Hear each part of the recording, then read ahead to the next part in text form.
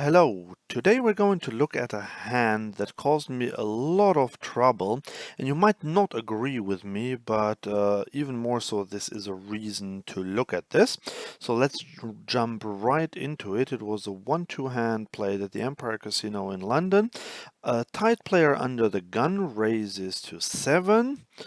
The main villain in this hand, in the cutoff, he calls, the small blind calls, and I have 6-7 of diamonds. That's a perfect hand to call as well in the big blind. We go to a flop, and this flop is actually really amazing for us. It's a flush draw and a gut shot. At this point, I was thinking of potentially check raising, but let's see how it develops. And my check raising plan got out of the window very quickly when the small blind, who was a very straightforward, short stacked, not very good recreational player, when he leads out for a third pot, sorry. At this point, I thought I will just take my equity here and call behind and see what develops. If the under the gun player has an overpair, he will probably let us know by raising here, and then we can react accordingly. So I just called, the under the gun player calls as well, and then the cutoff raises to 35. Obviously, this is not a big raise here, and it's not a raise that a good professional poker player would make. Then the small blind calls here, and now we have a decision to make. Should we just flat call, or should we play this hand very fast? Because the cutoff is an interesting player, I decided to play this quite slow here and to take my equity. The cutoff is an old man, but not your typical old man coffee who is quite tight, and a nut peddler. This guy is capable of making big bluffs, but also big value bets. He's very loose. Pre-flop, he calls pretty much anything. Earlier, I saw him cold call a 3-bet with Queen 6 suited and call a triple barrel. And to be fair to him, he was actually good on that one because someone tried to bluff him. He raises a lot on all sorts of streets. A year ago, I played against him and he made some big bluffs, but in this session, in about 3 to 4 hours, I did not see any really big bluff from him. Anyway, so as I said, I'll call here and the under the gun player gets out of the way. Now we go to the turn and we hit our gin card. We now have a straight. So at this point, I decided to just check to the aggressor because I thought he would probably bet here either with something good or just maybe some draw himself, some nonsense, whatever. And indeed, he makes it 75. Now the small blind goes out of the way, although he only has 38 left. But yeah, this is the kind of player he is.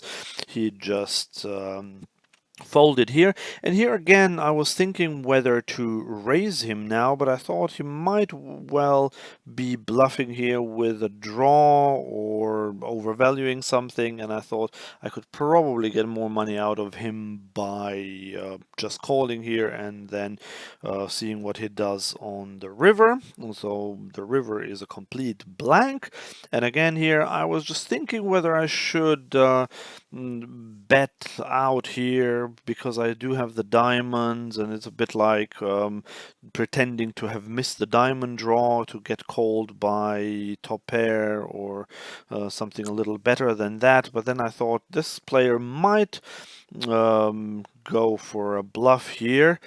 So I checked, and then this happened, and this was something I did not really expect. He just shoved on the river here, which is an overbet, 413 into a pot of just under 300.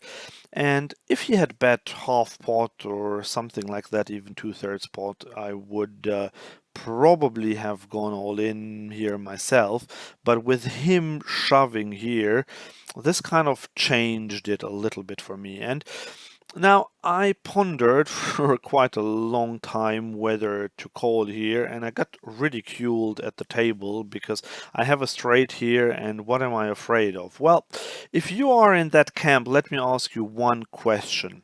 When was the last time you called an overbet shove on the river by a recreational player and you were not shown the nuts? Yeah, it is definitely possible. I have seen that before, but maybe what, 5% of the time, 10% of the time. And the pot odds we're getting here are we have to be good 40% of the time to make money if we call here. And this player, because he's so loose, he could easily have Queen Jack offsuit. He could even have Jack 7 offsuit.